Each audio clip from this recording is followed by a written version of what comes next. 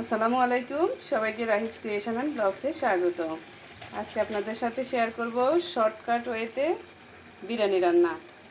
আসলে আজকে বিরিয়ানি রান্নার কোনো প্ল্যান ছিল না। আমার ছেলে বিরিয়ানি খেতে চেয়েছে, সেই জন্য আমি এখন রান্না করা মাংস দিয়ে শর্টকাট ওয়েতে বিরিয়ানি রান্না করছি। তাই ভাবছি আপনাদের সাথে একটু শেয়ার করি, সেজন্যই চলে আসলাম। প্রথমেই এখানে দিয়ে দিয়েছি এলাচ, দারচিনি, জায়ফল এবং দুটো লং, গোলমরিচ। এখন এটা একটু ভেজে নেব। এখন এখানে দিয়ে দিচ্ছি দুটো তেজপাতা। তেজপাতাটাও মশলার সাথে একটু ভেজে নেব। গরম মশলা থেকে সুন্দর ফ্লেভার বের হয়েছে। এখন এখানে দিয়ে দিচ্ছি পেঁয়াজ কুচি।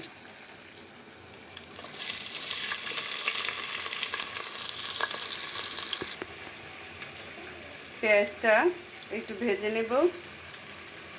একটু সফট হয়ে আসলে এখানে দিয়ে দিব আলু এবং গাজর। এখন দিয়ে দিচ্ছি একটু আদা বাটা এবং রসুন বাটা।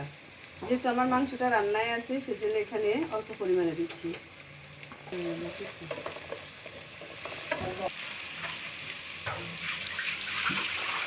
গরম মশলার সুন্দর ফ্লেভার বের হয়েছে এবং আদা রসুনের গন্ধ চলে গেছে। এই পর্যায়ে আমি দিয়ে দিচ্ছি এখানে গাজর কুচি এবং আলু কুচি। এখনও কিন্তু কোনো মশলাই আমি এখানে ইউজ করি নাই। এখন আমি এটা ভেজে নেব।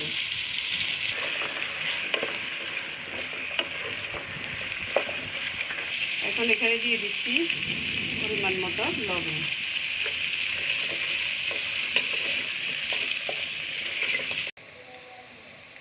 এখন এখানে দিয়ে দিচ্ছি একটু গরুর মাংসের মশলা। আজকে বিরিয়ানিটা হবে একটু কালারফুল।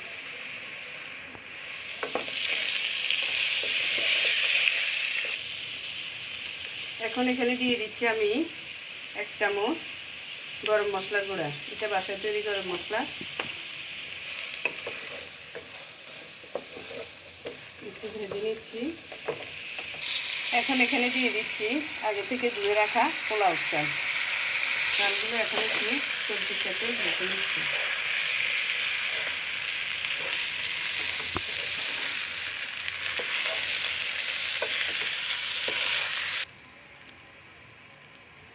এখন এখানে দিয়ে দিচ্ছি কিছু ছেঁড়া কাঁচামরিচ।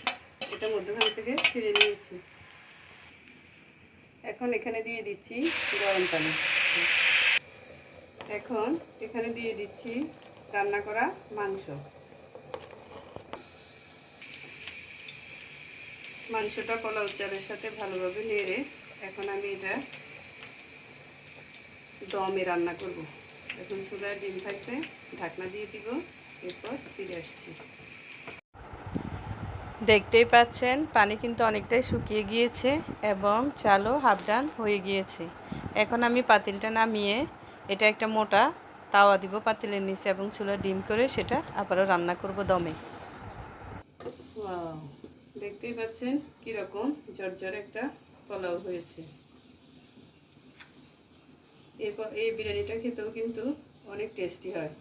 আপনাদের শর্টকাট ওয়েতে যদি সময় কম থাকে, বাচ্চাদের বায়না হয়, তাহলে অবশ্যই এভাবে বিরিয়ানি ট্রাই করবেন।